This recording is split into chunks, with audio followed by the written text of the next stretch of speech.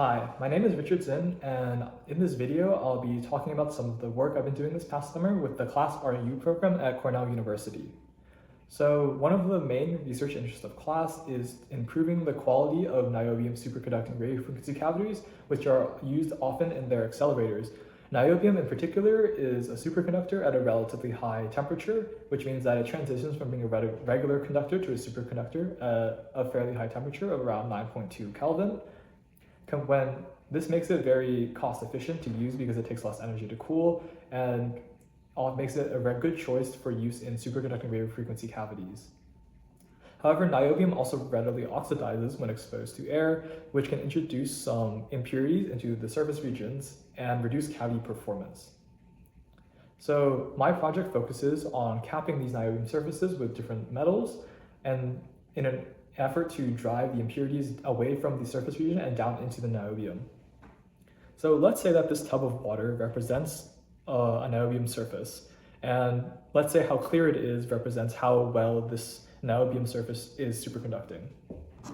So under normal circumstances, if we add a little bit of food coloring to this water,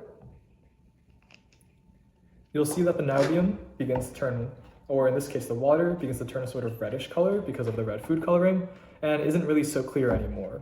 This is very similar to the behavior of interstitial impurities in the niobium surface region, where they can come in from the atmosphere and reduce the properties of the niobium. Now my project focuses on adding a capping metal layer. In this case we'll use oil, and by pouring the oil into the water, you can see that the oil forms a layer on top of the water that is relatively clear when compared to the rest of the reddish water. This sort of mimics the behavior that we see with some of these capping metals, where they are able to sort of repel the impurities away from the surface region and maintain the superconducting properties of the niobium.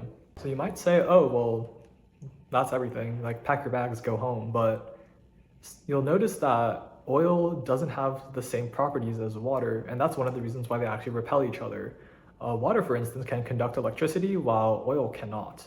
And similarly, some of the capping metals that I looked at in my project are not superconductors, and so will have different properties compared to niobium. Then this can potentially also lower the superconducting critical temperature, even though they also repel impurities. So what we like to ultimately do in this project is find some sort of nice balance between the two, to find a metal that lowers impurity concentrations in the surface region while also doesn't lower the critical temperature by too much. One thing I also found is that if the metal does lower the critical temperature by not being a superconductor, it also repels impurities and vice versa. This means that we have some sort of trade-off between the two, which really isn't ideal, but that's why we'd like to optimize this. Lastly, it'd also be nice to get some experimental support for these results and see if these computational results are actually correct and see how they compare. But yeah, that's just an overview of what I've been doing this past summer. Thank you so much to the CLASSE REU program and Professor Matthias Lippe for giving me this great opportunity. I really learned a lot through this experience and had a great time here. Thank you so much.